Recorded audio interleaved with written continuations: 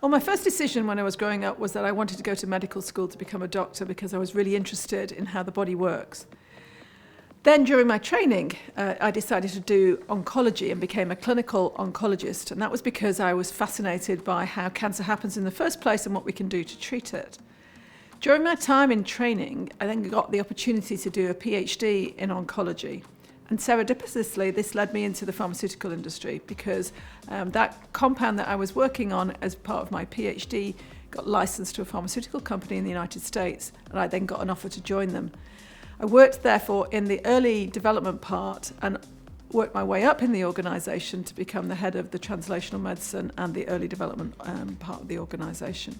I moved back to the UK and joined AstraZeneca in 2010 with a great opportunity to actually run discovery and early development for the small molecule part of the portfolio. In 2021, I got promoted to the role I currently hold and love as Executive Vice President of Oncology Research and Development, and I now have global accountability for the whole oncology portfolio from discovery through to late-stage development.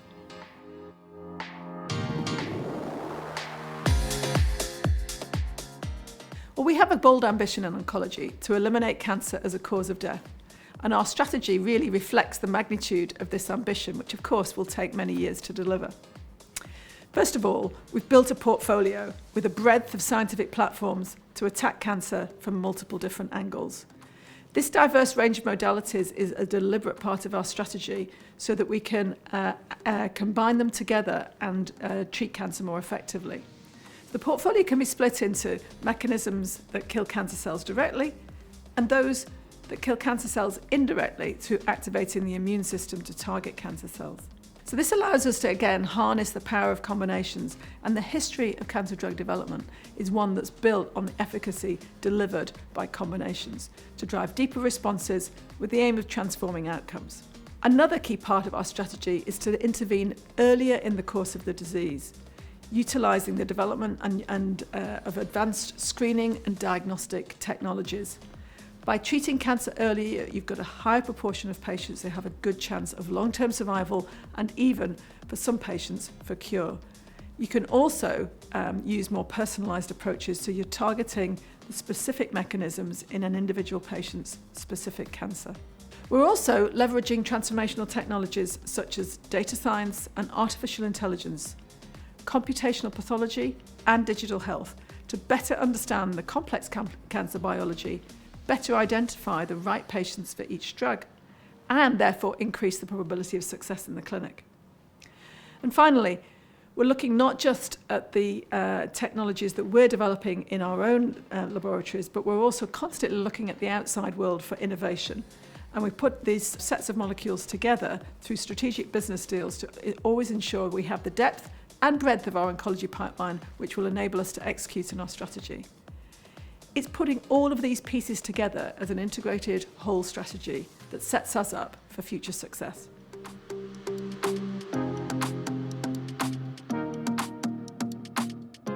What I want to achieve in this role is a big impact on the outcome of patients with cancer and their families. When I was a treating oncologist, I was treating a small number of patients with cancer. In this role, if we can discover new therapies and we can make those available to cancer patients across the globe, there are so many more patients that we can impact. And that's really what motivates me and inspires me to lead our Oncology R&D team, because of that difference that we can make for patients' lives. Another key part of the role, though, is that I get to work with great scientists and investigators across the globe. The team we have at AstraZeneca is fabulous, but we also get to work with great investigators across the globe. I really enjoy those interactions, and it's a key part of why I enjoy this job.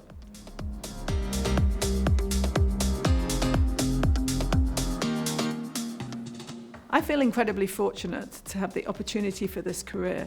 I know that for many generations, women didn't have this kind of opportunity. So for me, encouraging access to careers in science, technology, engineering, and mathematics, STEM as subjects, is really important. And also to think about the fact that all groups across the organisation and across the world should have opportunity to have careers in science. I think this is a really important difference that we can make. And this application of experience and helping others who are at a more junior level in their career is also something I'm passionate about. Career development and training opens up opportunities. It opens the mind and it can change team effectiveness. So I would encourage everybody to invest their time and effort in their own development, to continuous learning and development, but also to helping others throughout the organisation, because that's also incredibly satisfying.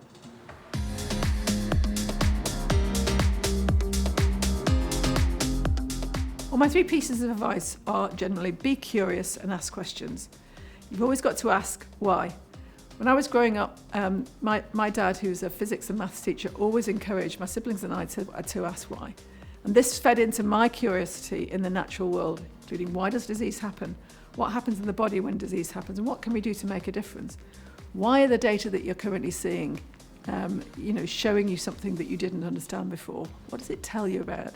You can foster that curiosity. It will help you go a long way.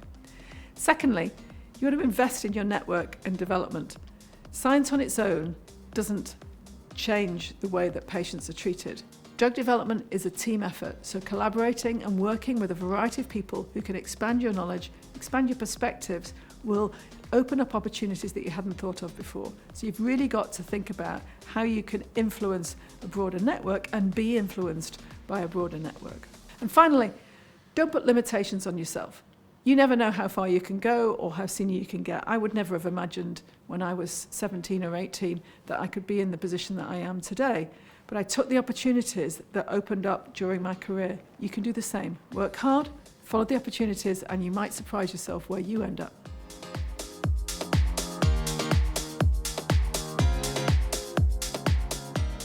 At AstraZeneca, we get to do both very cool science, but we get to do it within a team-based environment. And I think that's a really key part of why I enjoy being at AstraZeneca.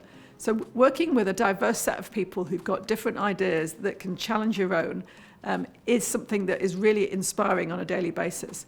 So fostering that talent and that diversity enables us to create the ideas about what science can really do. It enables us to empower people to reach their full potential, and I want everybody across the team to really feel that when they come to work, they belong here. This is something that will drive our continued innovation, our continued entrepreneurship, and therefore high performance. I think that's a really important piece, and I get great pleasure and joy every day from the people that I work with. That's what makes it the best place to be.